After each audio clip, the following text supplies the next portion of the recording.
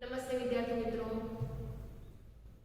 અત્યારે કોરોનાની મહામારીને કારણે તમે બધા જ આ વિડિયો તમારા ઘરે બેસીને જોઈ રહ્યા છો તથા મને પણ તમે તમારા ઘરે બેસીને સાંભળી રહ્યા છો। તો વિદ્યાર્થી મિત્રો, અત્યારે તમે બધા તમારા ઘરે છો તો સૌથી પહેલા તમે તમારા બેઠક રૂમમાં નજર કરો। કયા કયા સાધનો જોવા મળશે? તો વિદ્યાર્થી મિત્રો, તમારા બેઠક રૂમમાં ટીવી, પંખો, ટ્યુબલાઇટ જેવા ઉપકરણો એટલે કે સાધનો જોવા મળશે। ત્યારબાદ તમે તમારા ઘરના રસોઈ ઘરમાં નજર કરો। શું જોવા મળશે? કયા કયા ઉપકરણો જોવા મળશે? તો તમારા રસોઈ ઘરમાં ફ્રીજ, મિક્સર, ગ્રાઇન્ડર તથા માઇક્રોવેવ ઓવન જેવા ઉપકરણો કે સાધનો જોવા મળશે। તેવી જ રીતે તમારા સ્ટડી રૂમમાં તમે નજર કરશો તો તમને શું જોવા મળશે? તો તમારા સ્ટડી રૂમમાં તમને કોમ્પ્યુટર કે લેપટોપ જેવા ઉપકરણો જોવા મળશે તથા તમારા બેડરૂમમાં તમે નજર કરશો તો એસી જેવો ઉપકરણ એટલે કે સાધન જોવા મળશે। તો વિદ્યાર્થી મિત્રો, આ જે પણ ઉપકરણો છે જેવા કે ટીવી, પંખા, ટ્યુબલાઇટ, ફ્રીજ, એસી, મિક્સર, માઇક્રોવેવ ઓવન જેવા જે સાધનો છે એ સાધનોમાં એક સામાન્ય ખાસિયત જોવા મળે છે અને એ ખાસિયત કઈ છે? તો આ બધા જ જે સાધનો છે કે પછી આ બધા જ ઉપકરણો છે તે વિદ્યુતથી ચાલતા જોવા મળે છે। આ એક સામાન્ય ખાસિયત બધા સાધનોમાં જોવા મળે છે કે જે વિદ્યુતથી ચાલે છે। તો વિદ્યાર્થી મિત્રો, હવે તમે કલ્પના કરો કે તમારા ઘરનો જે પાવર છે એ પાવર બંધ થઈ જાય છે એટલે કે વીજળી ગુલ થઈ જાય છે તો શું થશે? તો તમારી અને તમારા ઘરના જે પણ સભ્યો છે તેમની હાલત ખરાબ થઈ જાય છે। કેમ?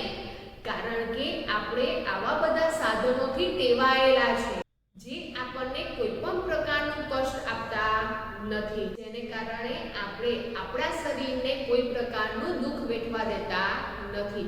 પરંતુ જો આવી વીજળી કે પાવર બંધ થઈ જાય તો ઘરમાં આ જે પણ સાધનો છે એ બધા સાધનો બંધ થતા જોવા મળે છે।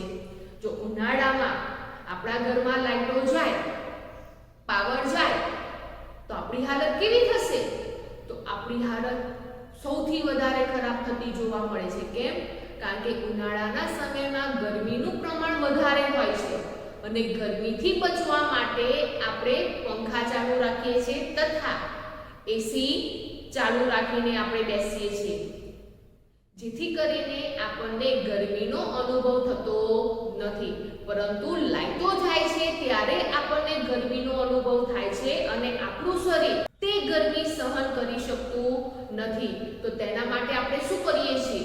તો તેના માટે જેવું ઘરમાંથી પાવર બંધ થાય છે તરત જ આપણે યુજીવીસીએલ અથવા તો ટોરેન્ટ પાવરમાં તરત ફોન કરી દઈએ છીએ અને પૂછીએ છીએ કે આ જગ્યાએ પાવર ગયો છે તો પાવર ક્યારે આવશે? તો વિદ્યાર્થી મિત્રો, અત્યારના આ આધુનિક યુગમાં આપણને જુદા જુદા સાધનો, જુદા જુદા ઉપકરણો જોવા મળે છે જે વિદ્યુતથી ચાલતા જોવા મળે છે, જેના કારણે જે માનવજાત છે એ માનવજાત સુખમય જોવા મળે છે। આ ઉપરાંત વિદ્યાર્થી મિત્રો, તમારા બા દાદાના જમાનામાં કે પછી એમના બા દાદાના જમાનામાં શું આવા કોઈ ઉપકરણો જોવા મળતા હતા? ના વિદ્યાર્થી મિત્રો, આવા કોઈ ઉપકરણો જોવા મળતા ન હતા। તો તેઓ કેવી રીતે તેમનું જીવન ગુજારતા હતા? તો વિદ્યાર્થી મિત્રો, તે વખતે તેઓ પવન માટે હાથ પંખાનો ઉપયોગ કરતા હતા, લાઇટ માટે, પ્રકાશ માટે ફાનસનો ઉપયોગ કરતા હતા અને તેમનું શરીર તે રીતે ટેવાયેલું હતું। પરંતુ વિદ્યાર્થી મિત્રો, જો અત્યારે આપણે તે જમાનામાં જઈએ તો આપણું જે શરીર છે એ આપણું શરીર તે બધી વસ્તુઓ સહન કરી શકતું નથી। કેમ? કારણ કે આપણે જ્યારથી જન્મ્યા છે ત્યારથી આપણી આસપાસ આ બધા જ સાધનો જોવા મળે છે, જેનાથી આપણા શરીરને કોઈ પ્રકારનું કષ્ટ પહોંચતું નથી અને માનવજાત છે એ માનવજાત સુખમય રીતે પોતાનું જીવન ગુજારી શકે છે. તો આ વિદ્યાર્થી મિત્રો, આજે પણ માનવજાત છે એ માનવજાતની સુખાકારી માટે જુદા જુદા પ્રકારની ઉર્જાઓના સ્વરૂપો જોવા મળે છે, જેમાં સૌથી અગત્યનું સ્વરૂપ જોવા મળે છે વિદ્યુત ઉર્જા. એટલે કે વિદ્યુતથી ચાલતા જે સાધનો છે એ સાધનોમાં કઈ ઉર્જા જોવા મળે છે? તો તેવા સાધનોમાં વિદ્યુત ઉર્જા જોવા મળે છે. અને આ જે વિદ્યુત ઉર્જા છે એ વિદ્યુત ઉર્જાને સહેલાઈથી, સરળતાથી તેનો સંગ્રહ કરી શકાય છે. ઉપરાંત તેને એક સ્વરૂપમાંથી બીજા સ્વરૂપમાં પણ રૂપાંતર કરી શકાય છે. તો આ માનવજાતની સુખાકારી માટે વિદ્યુત ઉર્જા એક અગત્યનું સ્વરૂપ જોવા મળે છે. તો આમ વિદ્યાર્થી મિત્રો, આજે આપણે ધોરણ 10 માં ચેપ્ટર 12 વિદ્યુત વિશે સમજીશું. તો વિદ્યાર્થી મિત્રો, ધોરણ 10 માં હવે આપણે સમજીએ ચેપ્ટર નંબર 12 વિદ્યુત, જેનો ગુણભાર છે 6 ગુણ. એટલે કે આ પાઠમાંથી 6 ગુણ નો પૂછાય છે. તો વિદ્યાર્થી મિત્રો, આપણે આ પાઠમાં વિદ્યુતને લગતી જે ભૌતિક રાશિ છે, જેવી કે વિદ્યુત પ્રવાહ, વિદ્યુત સ્થિતિમાન, અવરોધ જેવી ભૌતિક રાશિ વિશે આપણે સમજવાનું છે. ઉપરાંત વિદ્યુત ઉર્જા અને તેના ઉપયોગો વિશે પણ આપણે સમજવાનું છે. પણ આ બધી ભૌતિક રાશિ વિશે સમજતા પહેલા આપણે સૌથી પહેલા વિદ્યુત ભાર વિશે સમજીએ કે વિદ્યુત ભાર કોને કહેવામાં આવે છે, શું છે, તેનું શું મહત્વ રહેલું છે, તેના વિશે સમજીએ. તો વિદ્યાર્થી મિત્રો, સૌથી પહેલા આપણે શું સમજીશું? તો સૌથી પહેલા આપણે વિદ્યુત ભાર વિશે સમજીએ. તો વિદ્યાર્થી મિત્રો, વિદ્યુત ભાર વિશે આપણે ધોરણ 8 માં ચેપ્ટર નંબર 14 વિદ્યુત પ્રવાહની રાસાયણિક અસરોમાં સમજીને આવ્યા છે. કેટલીક પ્રવૃત્તિઓ કરી છે અને તેના પરથી આપણે વિદ્યુત ભાર કોને કહેવાય તેના વિશે સમજી ગયા છીએ. ઉદાહરણ તરીકે, કોરાવાળમાં કાંસકો ફેરવતા તે જે કાંસકો છે એ કાંસકાને કાગળના ટુકડા નજીક લઈ જવામાં આવે તો શું થશે? ઉપરાંત કોરાવાળમાં ફૂટપટ્ટી, પેન્સિલ જેવી વસ્તુઓ ઘસીને તેને કાગળના ટુકડા નજીક લઈ જવામાં આવે ત્યારે શું થાય છે? તો આ પ્રવૃત્તિ આપણે ધોરણ 8 માં કરી ગયા છીએ. જ્યારે પણ કોરાવાળમાં કોઈ પણ વસ્તુ ઘસવામાં આવે છે અને તેને કાગળના ટુકડા નજીક લઈ જવામાં આવે છે ત્યારે આકર્ષણ થતું જોવા મળે છે. તો વિદ્યાર્થી મિત્રો, કાગળનો ટુકડો અને કાંસકો, ફૂટપટ્ટી કે પેન્સિલ જેવી જે વસ્તુઓ છે એને કોરાવાળ પર ઘસીને કાગળના ટુકડા નજીક લાવવામાં આવે છે ત્યારે કાગળનો ટુકડો અને તે વસ્તુ વચ્ચે આકર્ષણ જોવા મળે છે. એટલે કે કાગળનો ટુકડો તે વસ્તુઓ સાથે ચોંટી જતો જોવા મળે છે. તેવી જ રીતે બીજી એક પ્રવૃત્તિ આપણે સમજ્યા હતા કે કાચના સળિયાને રેશમ સાથે ઘસવામાં આવે છે. તેવી જ રીતે પ્લાસ્ટિકના સળિયાને ફર સાથે ઘસવામાં આવે છે અને ઘસ્યા પછી એ જે બંને સળિયા છે, કાચનો સળિયો અને પ્લાસ્ટિકનો સળિયો, બંનેને એકબીજા નજીક લાવવામાં આવે છે ત્યારે પણ બંને સળિયા વચ્ચે આકર્ષણ જોવા મળે છે. એટલે કે બંને સળિયા એકબીજાને ચોંટી જાય છે. તો આવું શા માટે થાય છે? તો વિદ્યાર્થી મિત્રો, અહીંયા આ પ્રક્રિયામાં જે કાચનો સળિયો છે એ કાચના સળિયાને રેશમ સાથે ઘસવામાં આવે છે ત્યારે તેમાં ઘર્ષણ ઉત્પન્ન થાય છે અને ઘર્ષણ ઉત્પન્ન થવાને કારણે તેમાં વિદ્યુત ભાર ઉત્પન્ન થાય છે. તેવી જ રીતે પ્લાસ્ટિકના સળિયાને ફળ સાથે ઘસવામાં આવે છે ત્યારે પણ ઘર્ષણને કારણે, ઘસવાને કારણે તેમાં પણ વિદ્યુત ભાર ઉત્પન્ન થતો જોવા મળે છે. પરંતુ અહીંયા બંને જે સળિયા છે એ બંને સળિયામાં જુદા જુદા પ્રકારનો વિદ્યુત ભાર ઉત્પન્ન થતો જોવા મળે છે, જેને કારણે આકર્ષણ થતું જોવા મળે છે. તો જે કાચનો સળિયો છે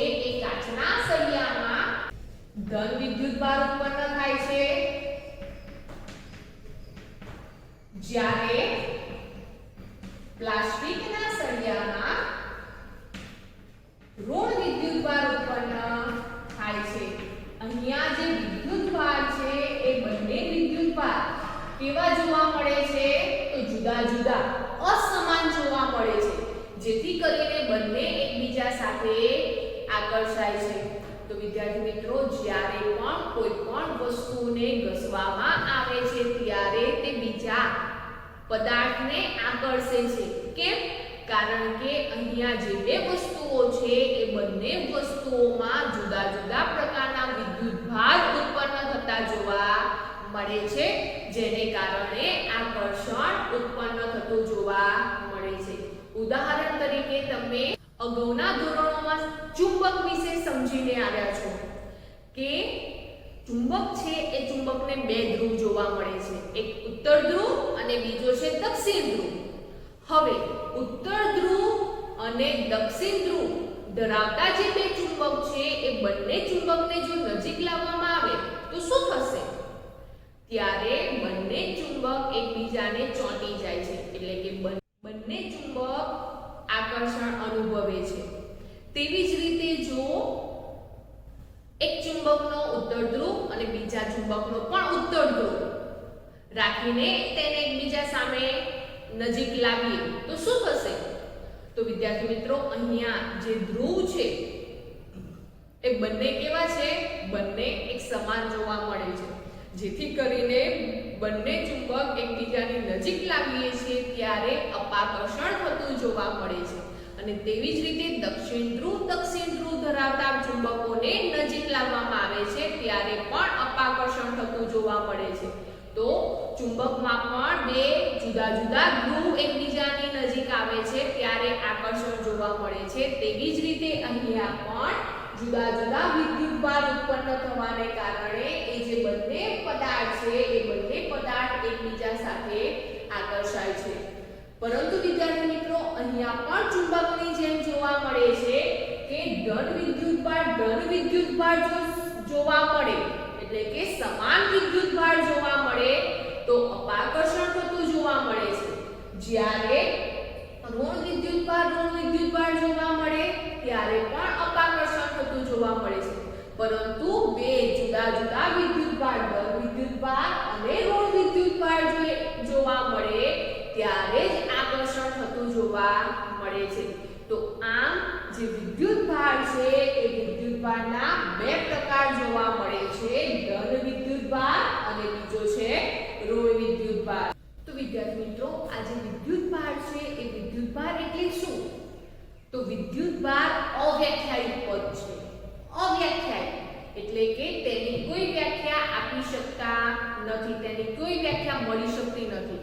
એટલે કે જે વિદ્યુતભાર છે એ વિદ્યુતભારની વ્યાખ્યા આપવી મુશ્કેલ છે, જેથી તે અવ્યાખ્યાયિત પદ છે. પરંતુ એવું કહેવામાં આવે છે કે આ જે વિદ્યુતભાર છે એ વિદ્યુતભાર દ્રવ્યમાનની જેમ પ્રોટોન અને ઇલેક્ટ્રોનનો આંતરિક ગુણધર્મ છે. દ્રવ્યમાનની જેમ જે આપણે ધોરણ 9 માં સમજીને આવ્યા છે કે જે પણ પદાર્થ છે એ પદાર્થ શાનો બનેલો છે. આ ઉપરાંત આપણે એ પણ સમજી ગયા છીએ કે આ જે પણ પરમાણુઓ છે એ પરમાણુઓમાં, એટલે કે એ જે પદાર્થ છે એ પદાર્થમાં રહેલું જે તત્વ છે એ તત્વ અથવા તો એ જે પરમાણુ છે એ પરમાણુઓમાં પ્રોટોન, ઇલેક્ટ્રોન અને ન્યુટ્રોન જોવા મળે છે. અને તેમની ગોઠવણી કેવી રીતે થાય છે તે પણ આપણે ધોરણ 9 માં સમજી ગયા છીએ. તો વિદ્યાર્થી મિત્રો, તેવી જ રીતે અહીંયા જે દ્રવ્યમાન છે એ દ્રવ્યમાનની જેમ વિદ્યુતભાર પણ પ્રોટોન અને ઇલેક્ટ્રોનનો આંતરિક ગુણધર્મ ધરાવે છે. તો વિદ્યુતભારની કોઈ વ્યાખ્યા નથી, પરંતુ કહી શકાય કે જે દ્રવ્યમાન છે એ દ્રવ્યમાનની જેમ પ્રોટોન અને ઇલેક્ટ્રોનનો આંતરિક ગુણધર્મ ધરાવે છે, જેથી કરીને જે વિદ્યુતભારના બે પ્રકાર જોવા મળે છે એ બંને પ્રકારમાં જે ધન વિદ્યુતભાર છે એ ધન વિદ્યુતભારને પ્રોટોન તરીકે ઓળખવામાં આવે છે. એટલે કે જે પ્રોટોન છે એ પ્રોટોનને ધન વિદ્યુતભાર ગણવામાં આવે છે અને જે ઇલેક્ટ્રોન છે એ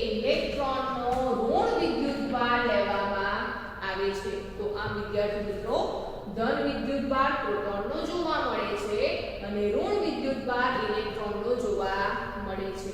આ ઉપરાંત આ જે વિદ્યુતભાર છે એ વિદ્યુતભારનું મૂલ્ય ધન વિદ્યુતભાર અને ઋણ વિદ્યુતભાર બંનેનું મૂલ્ય એક સમાન જોવા મળે છે.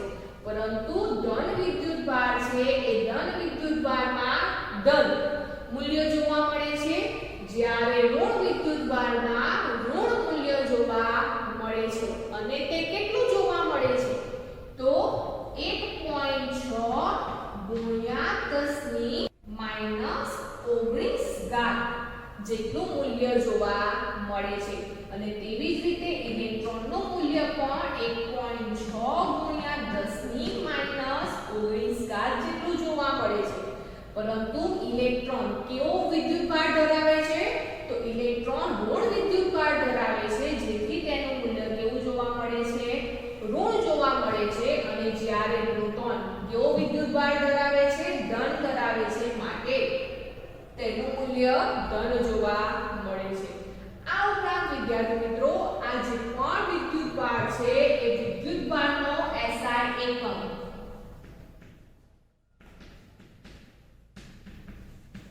કુલમ્બ છે, જેને C વડે દર્શાવવામાં આવે છે. તો જે કુલમ્બ છે એ કુલમ્બને C વડે દર્શાવવામાં આવે છે. તો આમ અહીંયા જે પ્રોટોનનું મૂલ્ય છે એ પ્રોટોનનું મૂલ્ય 1.6 ગુણ્યા 10 માઈનસ 19 કુલમ્બ જેટલું જોવા મળે છે અને ઇલેક્ટ્રોનનું મૂલ્ય -1.6 ગુણ્યા 10 માઈનસ 19 કુલમ્બ જેટલું જોવા મળે છે. તો આમ ચાર્લ્સ કુલમ્બ નામના વૈજ્ઞાનિકની યાદમાં જે વિદ્યુતભાર છે એ વિદ્યુતભારનો SI એકમ કુલમ્બ લેવામાં આવે છે અને તેને C વડે દર્શાવવામાં આવે છે. તો આ વિદ્યાર્થી મિત્રો, આ જે વિદ્યુતભાર છે એ વિદ્યુતભારની વ્યાખ્યા આપવી મુશ્કેલ છે, પરંતુ આપણે તેમ કહી શકીએ કે દ્રવ્યમાનની જેમ વિદ્યુતભાર પણ પ્રોટોન અને ઇલેક્ટ્રોનનો આંતરિક ગુણધર્મ છે. ઉપરાંત ધન વિદ્યુતભાર તરીકે પ્રોટોનને ગણવામાં આવે છે અને ઋણ વિદ્યુતભાર તરીકે ઇલેક્ટ્રોનને ગણવામાં આવે છે અને બંનેના મૂલ્ય એક સમાન જોવા મળે છે. આ ઉપરાંત વિદ્યાર્થી મિત્રો, આપણે અત્યારે એ પણ સમજ્યા, ચુંબકના ઉદાહરણ દ્વારા સમજ્યા કે જો સમાન ધ્રુવો હોય તો અપાકર્ષણ થાય છે અને અસમાન ધ્રુવો વચ્ચે આકર્ષણ થતું જોવા મળે છે. તેવી જ રીતે આ વિદ્યુતભારમાં પણ સજાતીય વિદ્યુતભાર, સજાતીય વિદ્યુતભાર કોને કહીશું? તો બંને વિદ્યુતભાર કેવા જોવા મળશે? તો બંને વિદ્યુતભાર સમાન જોવા મળશે. એટલે કે ઇલેક્ટ્રોન ઇલેક્ટ્રોન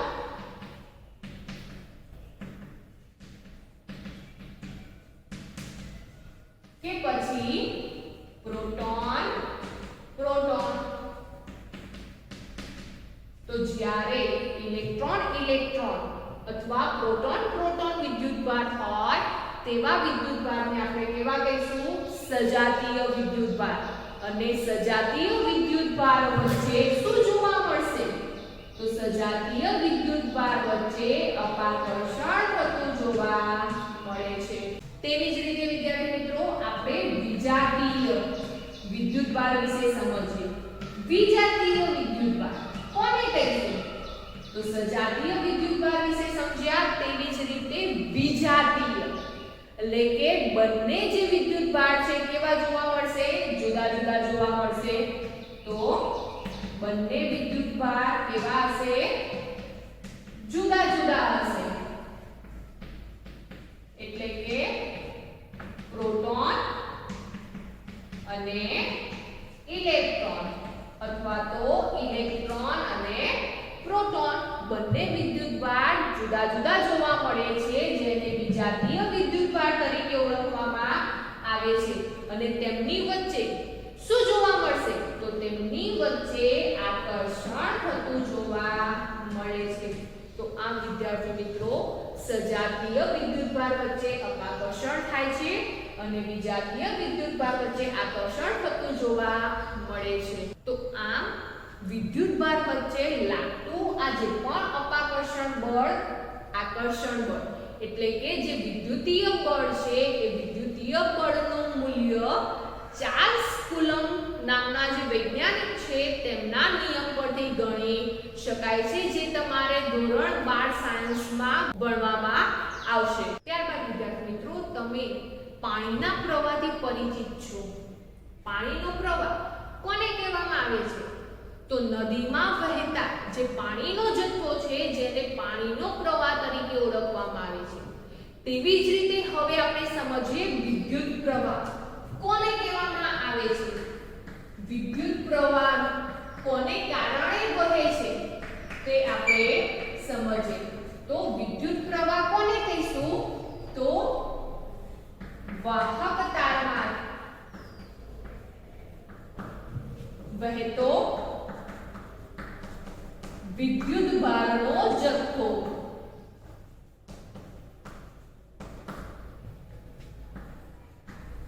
જેને શું કહેવામાં આવે છે?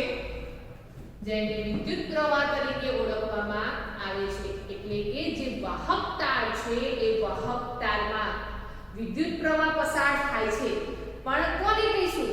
તો જે વાહક તાર છે એ વાહક તારમાં જે વિદ્યુત ભાર છે એ વિદ્યુત ભારના જથ્થાનું જે વહન થાય છે જેને વિદ્યુત પ્રવાહ તરીકે ઓળખવામાં આવે છે. હવે આ જે વિદ્યુત પ્રવાહ છે એ વિદ્યુત પ્રવાહ કોને આધારે વહન પામે છે તેના માટે કોણ જવાબદાર છે? તો વિદ્યાર્થી મિત્રો, આપણે ધોરણ 9 માં ચેપ્ટર 4 માં સમજીને આવ્યા છીએ કે કોઈ પણ ધાતુ પદાર્થ છે એ પદાર્થમાં પરમાણુ કેન્દ્ર જોવા મળે છે જેને ન્યુક્લિયસ તરીકે ઓળખવામાં આવે છે. જેમાં શું જોવા મળે છે? તો જેમાં પ્રોટોન ધન વીજભાર ધરાવે છે અને ન્યુટ્રોન વીજભાર રહિત જોવા મળે છે. આ ઉપરાંત એ જે પણ ધાતુ પદાર્થ છે તેમાં જે ઇલેક્ટ્રોન છે એ ઇલેક્ટ્રોન આ જે પરમાણુ કેન્દ્ર છે એ પરમાણુ કેન્દ્રની આસપાસ વર્તુળાકાર માર્ગે ગોઠવાયેલા જોવા મળે છે અને વર્તુળાકાર માર્ગે ગતિ કરતા જોવા મળે છે, જે આપણે ધોરણ 9 માં ચેપ્ટર 4 માં સમજીને આવ્યા છીએ. હવે વિદ્યાર્થી મિત્રો, આપણને ખબર છે પ્રોટોન છે એ પ્રોટોન ધન વીજભાર ધરાવે છે અને ઇલેક્ટ્રોન છે એ ઇલેક્ટ્રોન ઋણ વીજભાર ધરાવે છે, એટલે કે ઋણ વિદ્યુતભાર ધરાવે છે. હવે પ્રોટોન અને ઇલેક્ટ્રોન બંને અસમાન વિદ્યુતભાર ધરાવે છે, જેથી કરીને તેમની વચ્ચે કયું બળ લાગશે? તો તેમની વચ્ચે આકર્ષણ જોવા મળે છે. પરંતુ વિદ્યાર્થી મિત્રો, આ જે ન્યુક્લિયસ છે એટલે કે પરમાણુ કેન્દ્ર છે એ પરમાણુ કેન્દ્રની નજીક રહેલા જે ઇલેક્ટ્રોન છે એ ઇલેક્ટ્રોન પર વધારે આકર્ષણ બળ જોવા મળે છે, જ્યારે દૂર રહેલા જે ઇલેક્ટ્રોન છે એ ઇલેક્ટ્રોન વચ્ચે આકર્ષણ બળ તો લાગે છે પરંતુ એ આકર્ષણ ઓછું જોવા મળે છે. તો આમ જ્યારે પણ ધાતુ પદાર્થની રચના કરવામાં આવે છે તે દરમિયાન આ જે બાહ્યતમ કક્ષામાં રહેલા જે ઇલેક્ટ્રોન છે એ ઇલેક્ટ્રોન તેમના જે પિતૃ પરમાણુ છે એ પિતૃ પરમાણુમાંથી જુદા પડી જાય છે, છૂટા થઈ જાય છે અને તે અસ્તવ્યસ્ત રીતે ગતિ કરતા જોવા મળે છે. અહીંયા આ પદાર્થમાં જે ઇલેક્ટ્રોન છે એ વર્તુળાકાર માર્ગે ગતિ કરતા જોવા મળે છે, પરંતુ પ્રોટોન અને ઇલેક્ટ્રોન વચ્ચે આકર્ષણ બળ જોવા મળે છે, પરંતુ પરમાણુ કેન્દ્રની આસપાસ નજીકમાં રહેલી જે કક્ષાઓ છે એ કક્ષાઓમાં રહેલા જે ઇલેક્ટ્રોન છે એ ઇલેક્ટ્રોન સાથે આકર્ષણ બળ વધારે છે, જ્યારે બાહ્યતમ કક્ષા સૌથી દૂર જોવા મળે છે અને તેમાં રહેલા જે ઇલેક્ટ્રોન છે એ ઇલેક્ટ્રોન વચ્ચે આકર્ષણ બળ ઓછું જોવા મળે છે, જેને કારણે જ્યારે ધાતુ પદાર્થની રચના કરવામાં આવે છે ત્યારે એ જે ઇલેક્ટ્રોન છે એ પોતાના પિતૃ પરમાણુમાંથી છૂટા થઈ જાય છે, જુદા પડી જાય છે અને એ ધાતુ પદાર્થમાં પોતા ઇલેક્ટ્રોન અસ્તવ્યસ્ત રીતે ગતિ કરતા જોવા મળે છે. કોક ઇલેક્ટ્રોન આમ ગતિ કરે, કોક ઇલેક્ટ્રોન આમ ગતિ કરે, પોતાની રીતે જેમ ફાવે એમ ગતિ કરી શકે છે. તો આવા જે ઇલેક્ટ્રોન છે એ ઇલેક્ટ્રોનને મુક્ત ઇલેક્ટ્રોન તરીકે ઓળખવામાં આવે છે. તો મુક્ત ઇલેક્ટ્રોન કોને કહેવામાં આવે છે? તો જ્યારે ધાતુ પદાર્થ છે એ ધાતુ પદાર્થની રચના કરવામાં આવે છે તે દરમિયાન ધાતુ પદાર્થના બાહ્યતમ કક્ષામાં રહેલા જે ઇલેક્ટ્રોન છે એ ઇલેક્ટ્રોન પોતાના પિતૃ પરમાણુમાંથી છૂટા પડી જાય છે અને છૂટા પડીને તે અસ્તવ્યસ્ત રીતે ગતિ કરતા જોવા મળે છે. આવા ઇલેક્ટ્રોનને મુક્ત ઇલેક્ટ્રોન તરીકે ઓળખવામાં આવે છે. અને આ મુક્ત ઇલેક્ટ્રોનને કારણે વિદ્યુત પ્રવાહ પસાર થતો જોવા મળે છે. તો વિદ્યુત પ્રવાહના વહન માટે કોણ જવાબદાર છે? તો વિદ્યુત પ્રવાહના વહન માટે મુક્ત ઇલેક્ટ્રોન જવાબદાર છે. તો આમ વિદ્યુત પ્રવાહના વહન માટે મુક્ત ઇલેક્ટ્રોન જવાબદાર છે. તો મુક્ત ઇલેક્ટ્રોન કોને કહેવામાં આવે છે? તો ધાતુના બંધારણ વખતે, એટલે કે જ્યારે ધાતુ પદાર્થની રચના થાય છે તે દરમિયાન તેમાં રહેલા જે બાહ્યતમ કક્ષાના ઇલેક્ટ્રોન છે જેને સંયોજકતા ઇલેક્ટ્રોન પણ કહેવામાં આવે છે, તેવા ઇલેક્ટ્રોન તેમના જે પિતૃ પરમાણુ છે એમાંથી છૂટા થઈ જાય છે, મુક્ત થઈ જાય છે અને ધાતુમાં અસ્તવ્યસ્ત રીતે ગતિ કરતા જોવા મળે છે. એવા ઇલેક્ટ્રોનને મુક્ત ઇલેક્ટ્રોન તરીકે ઓળખવામાં આવે છે. આ જે મુક્ત ઇલેક્ટ્રોન છે એ મુક્ત ઇલેક્ટ્રોન એ ધાતુ પદાર્થમાંથી બહાર નીકળી જતા નથી. એ ધાતુ પદાર્થની અંદર જ ગતિ કરતા જોવા મળે છે, અસ્તવ્યસ્ત ગતિ કરતા જોવા મળે છે. તે બહાર નીકળતા નથી. કેમ? કારણ કે તેમના માટે પૂરતી જે ઊર્જા છે એ ઊર્જા મળી રહેતી નથી. તેને કારણે તે ધાતુ પદાર્થની અંદર જ અસ્તવ્યસ્ત ગતિ કરતા જોવા મળે છે, જેથી તેને મુક્ત ઇલેક્ટ્રોન તરીકે ઓળખવામાં આવે છે. આ ઉપરાંત વિદ્યાર્થી મિત્રો, આ જે વિદ્યુત પ્રવાહ છે એ વિદ્યુત પ્રવાહનું વહન થાય અને વહન ન થાય તેને આધારે પદાર્થોને બે ભાગમાં વિભાજિત કરવામાં આવ્યા છે, જે આપણે ધોરણ 8 માં ચેપ્ટર નંબર 14 વિદ્યુત પ્રવાહની રાસાયણિક અસરોમાં સમજીને આવ્યા છે. કે વિદ્યુત પ્રવાહને આધારે પદાર્થોને બે ભાગમાં વિભાજિત કરવામાં આવ્યા છે, સુવાહક પદાર્થો અને અવાહક પદાર્થો. તો સુવાહક કોને કહેવામાં આવે છે? તો જે પદાર્થોમાંથી વિદ્યુત પ્રવાહ સરળતાથી વહી શકે છે આ પદાર્થોને સુવાહક પદાર્થો તરીકે ઓળખવામાં આવે છે. અને તેવી જ રીતે અવાહક પદાર્થો કોને કહીશું? અવાહક, એટલે કે જે પદાર્થોમાંથી વિદ્યુત પ્રવાહનું વહન થઈ શકતું નથી તેવા પદાર્થોને શું કહીશું? તો તેવા પદાર્થોને અવાહક પદાર્થો તરીકે ઓળખવામાં આવે છે. ત્યારબાદ વિદ્યાર્થી મિત્રો, આ જે સુવાહક પદાર્થો છે એ સુવાહક પદાર્થોમાં જે મુક્ત ઇલેક્ટ્રોન છે એ મુક્ત ઇલેક્ટ્રોનની સંખ્યા સૌથી વધુ પ્રમાણમાં જોવા મળે છે, જેથી કરીને તે વિદ્યુત પ્રવાહનું વહન કરી શકે છે. અને તેવી જ રીતે અવાહક પદાર્થોમાં મુક્ત ઇલેક્ટ્રોન જોવા મળતા નથી. તેથી અવાહક પદાર્થોમાં વિદ્યુત પ્રવાહનું વહન થઈ શકતું નથી. ઉદાહરણ તરીકે સુવાહક પદાર્થમાં ઉદાહરણ કયા કયા આવી શકે? તો આપણને ખબર છે કયા કયા પદાર્થોમાં વિદ્યુતનું વહન થઈ શકે છે. તે બધા જ પદાર્થો સુવાહક પદાર્થો તરીકે લેવામાં આવે છે. અને જે પદાર્થોમાં વિદ્યુતનું વહન થઈ શકતું નથી તેવા પદાર્થોને અવાહક પદાર્થોમાં મૂકવામાં આવે છે. તો આ સુવાહક પદાર્થોમાં તાંબુ, ચાંદી, લોખંડ, એલ્યુમિનિયમ, સોનું જેવી જે ધાતુ છે એ ધાતુઓમાંથી વિદ્યુતનું વહન થઈ શકે છે, જેથી તેને સુવાહક પદાર્થ તરીકે ઓળખવામાં આવે છે.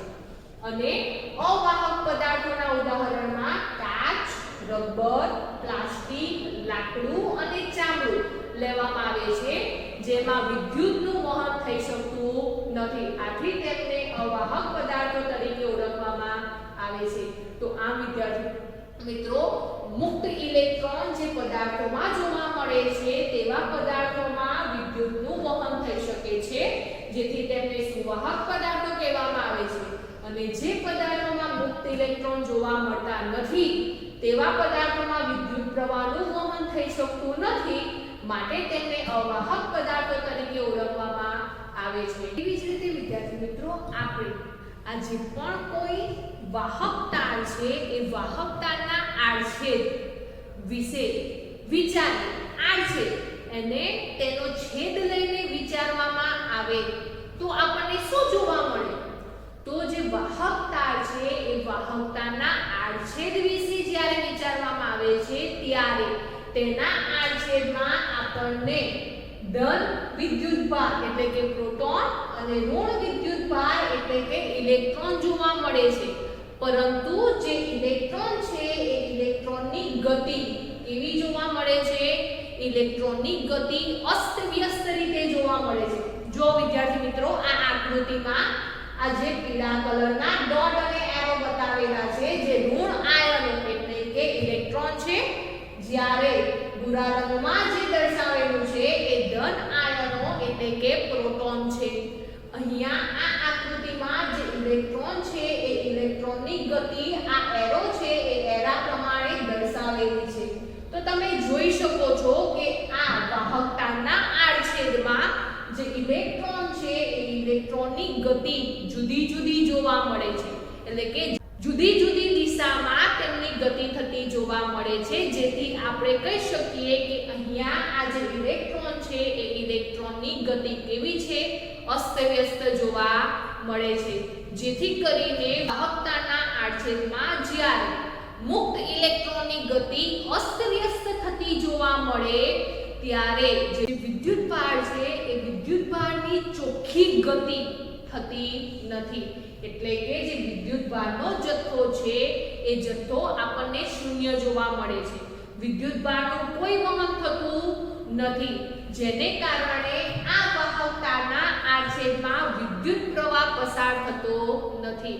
જેથી કરીને આપણે કોઈ પણ વાહક તારને એમ જ પકડીએ છીએ ત્યારે આપણને કરંટ લાગતો નથી. કેમ? કારણ કે તેમાં જે ઇલેક્ટ્રોન છે એ ઇલેક્ટ્રોનની ગતિ અસ્તવ્યસ્ત પ્રમાણે જોવા મળે છે, જેથી કરીને તેમાં જે વિદ્યુતભારનો વહન છે એ થઈ શકતું નથી. એટલે કે ચોખ્ખો વિદ્યુતભાર આપણને શૂન્ય જોવા મળે છે, જેથી કરીને એ વાહક તારમાં વિદ્યુત પ્રવાહનું વહન થતું નથી. માટે આપણે એ વાહક તાર પકડીએ, કોઈ લોખંડ પકડીએ, કોઈ ચાંદી પકડીએ કે પછી કોઈ તાંબાનો તાર પકડીએ તો આપણને કરંટ લાગતો નથી. પરંતુ વિદ્યાર્થી મિત્રો આ જે પણ વાહક તાર છે એ વાહક તારની સાથે જો બેટરીને જોડવામાં આવે ત્યારે એ વાહક તારના આડછેદમાં ઇલેક્ટ્રોનની ચોખ્ખી ગતિ જોવા મળે છે. એટલે કે ઇલેક્ટ્રોન એક જ દિશામાં ગતિ કરતા જોવા મળે છે, જેથી કરીને એ વાહક તારમાં વિદ્યુતભારની ચોખ્ખી ગતિ થતી જોવા મળે છે. એટલે કે વિદ્યુતભાર આપણને શૂન્ય જોવા મળતો નથી. માટે વિદ્યુતભારના જથ્થાનું વહન થવાને કારણે તેમાં વિદ્યુત પ્રવાહ વહન પામે છે.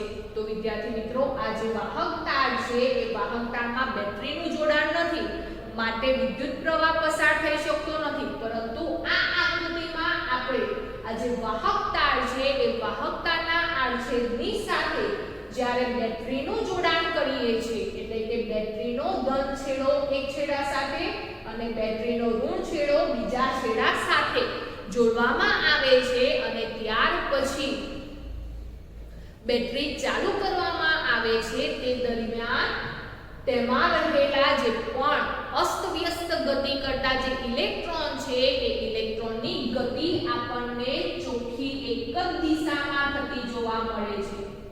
બધા જ ઇલેક્ટ્રોનની ગતિ જોવા આકૃતિમાં કઈ દિશામાં જોવા મળે છે? તો બધા જ ઇલેક્ટ્રોનની ગતિ એક જ દિશામાં જોવા મળે છે, જેથી કરીને વિદ્યુતભાર ની ગતિ થતી જોવા મળે છે અને વિદ્યુતભારનો જથ્થો અહીંયા શૂન્ય જોવા મળતો નથી. માટે આ વાહક તારમાં વિદ્યુત પ્રવાહ પસાર થાય છે અને આપણને કરંટ લાગે છે. તો જ્યારે સ્વિચ ચાલુ હોય અને જો આપણે કોઈ વાહક તાર પકડીએ ત્યારે આપણને કરંટ લાગે છે. કેમ? તો એમાં જે ઇલેક્ટ્રોન છે એ ઇલેક્ટ્રોન એક જ દિશામાં ગતિ કરતા હોવાને કારણે વિદ્યુતભારનું વહન થઈ શકે છે. આથી વિદ્યુત પ્રવાહ પસાર થાય છે જેથી કરીને આપણને કરંટ લાગે છે. તો આ વિદ્યાર્થી મિત્રો અહીંયા આ જે પણ ઇલેક્ટ્રોન છે એ ઇલેક્ટ્રોનની ગતિ જ્યારે બેટરીનું જોડાણ કરવામાં આવે છે ત્યારે કઈ દિશામાં થતી જોવા મળે છે? તો જો વિદ્યાર્થી મિત્રો આ જે પણ ઇલેક્ટ્રોન છે એ ઇલેક્ટ્રોનની ગતિ જે ઋણ છેડો છે એ ઋણ છેડાથી જે ધન છેડો છે એ ધન છેડા તરફની જોવા મળે છે. એટલે કે જે ઇલેક્ટ્રોન છે એ ઇલેક્ટ્રોનની ગતિ ઋણથી ધન તરફની જોવા મળે છે.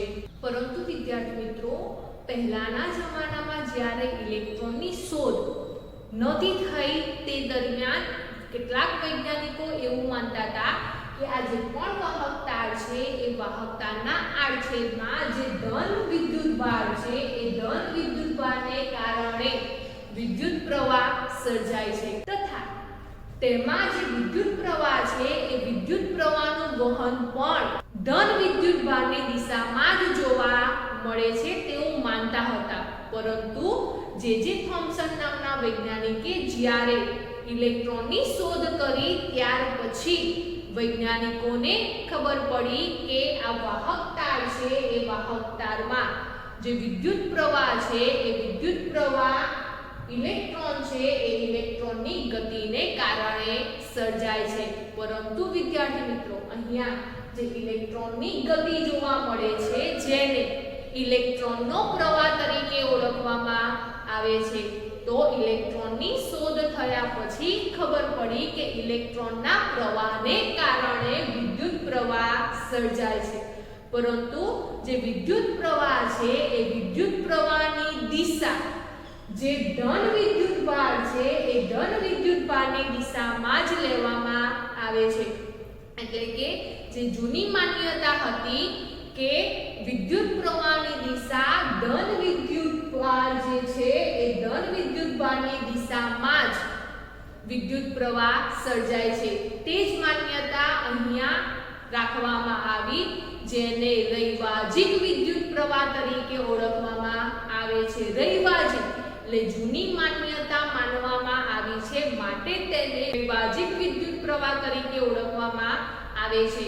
અને આ વિદ્યુત પ્રવાહની દિશા કઈ જોવા મળે છે? તો વિદ્યુત પ્રવાહની દિશા જે ધન વિદ્યુતભાર છે એ ધન વિદ્યુતભારની દિશામાં, પરંતુ જે ધન વિદ્યુતભાર છે એ ધનથી ઋણ તરફની જોવા મળે છે. તો વિદ્યાર્થી મિત્રો અહીંયા ઇલેક્ટ્રોનની ગતિ છે એ ઇલેક્ટ્રોનની ગતિ ઋણથી ધન તરફની જોવા મળે છે જ્યારે જે વિદ્યુત પ્રવાહ છે એ વિદ્યુત પ્રવાહની ગતિ ધનથી ઋણ તરફની જોવા મળે છે. જે પહેલા માનવામાં આવતું હતું તે જ રાખવામાં આવ્યું છે માટે આ પ્રવાહને રૈવાજિક વિદ્યુત પ્રવાહ તરીકે ઓળખવામાં આવે છે. તો આમ કોઈ પણ વાહક તાર છે એ વાહક તારમાં જ્યારે બેટરીનું જોડાણ કરવામાં આવે છે ત્યારે જે ઇલેક્ટ્રોન છે એ ઇલેક્ટ્રોનની ગતિ ઋણથી ધન તરફની જોવા મળે છે અને તેમાં જે વિદ્યુત પ્રવાહ સર્જાય છે એ વિદ્યુત પ્રવાહની ગતિ ધનથી ઋણ તરફની જોવા મળે છે અને તે વિદ્યુત પ્રવાહને રૈવાજિક વિદ્યુત પ્રવાહ તરીકે ઓળખવામાં આવે છે. તો આમ વિદ્યાર્થી મિત્રો જ્યારે વાહકતાની સાથે બેટરીનું જોડાણ કરવામાં આવે છે અને ત્યારબાદ કટ એટલે કે સ્વિચ ચાલુ કરવામાં આવે છે તે દરમિયાન જ ઇલેક્ટ્રોનની ગતિ એક જ દિશામાં થતી જોવા મળે છે. અને ઇલેક્ટ્રોનની ગતિ કઈ દિશામાં થાય છે? તો ઇલેક્ટ્રોનની ગતિ ઋણથી ધન તરફની જોવા મળે છે. પરંતુ વિદ્યાર્થી મિત્રો આ જે કડ છે સ્વિચ કોને કહેવામાં આવે છે?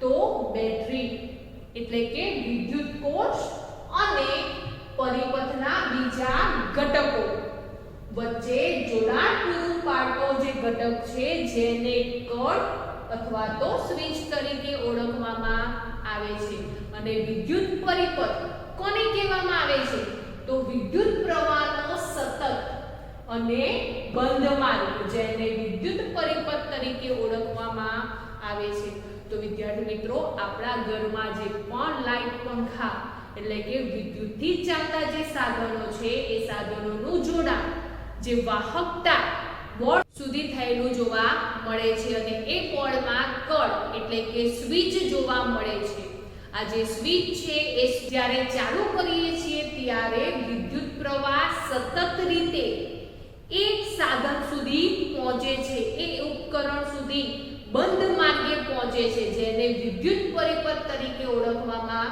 આવે છે આ ઉપરાંત આ જે પણ વિદ્યુત પ્રવાહ છે એ વિદ્યુત પ્રવાહની ગતિ કઈ તરફની જોવા મળે છે તો જે વિદ્યુત પ્રવાહ છે એ વિદ્યુત પ્રવાહની ગતિ ધન વિદ્યુતભારની દિશામાં એટલે કે ધનથી ઋણ તરફની જોવા મળે છે જે પહેલાના જમાનામાં માનવામાં આવતું હતું તેનું તે જ અત્યારે માનવામાં આવે છે જેથી તેને દૈવાજિક વિદ્યુત પ્રવાહ તરીકે ઓળખવામાં આવે છે જ્યારે જે થોમ્સન નામના વૈજ્ઞાનિકે ઇલેક્ટ્રોનની શોધ કરી તે પછી વૈજ્ઞાનિકોને ખબર પડી કે આ જે વાહક તાર છે એ વાહક તારમાં વિદ્યુત પ્રવાહનું નિર્માણ કોના દ્વારા થાય છે તો ઇલેક્ટ્રોનને કારણે થતું જોવા મળે છે જેને ઇલેક્ટ્રોનનો પ્રવાહ તરીકે ઓળખવામાં આવે છે આ વાહક તારમાં વિદ્યુત પ્રવાહ અને ઇલેક્ટ્રોનની ગતિની જે દિશા છે બંનેની દિશા